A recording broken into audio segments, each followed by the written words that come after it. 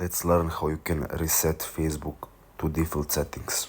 So if you open up Facebook and go to settings and everything, you won't find option that says reset to default or anything else, because you can't reset settings like that. You can only do manually.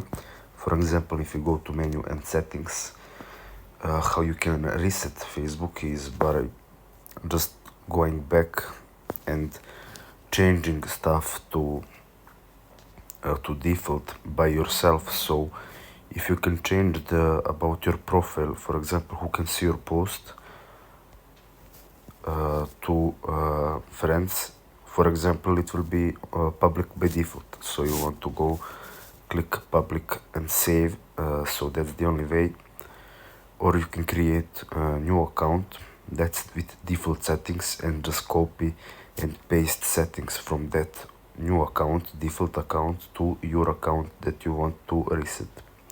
So that's it. Thanks for watching and see you in the next video.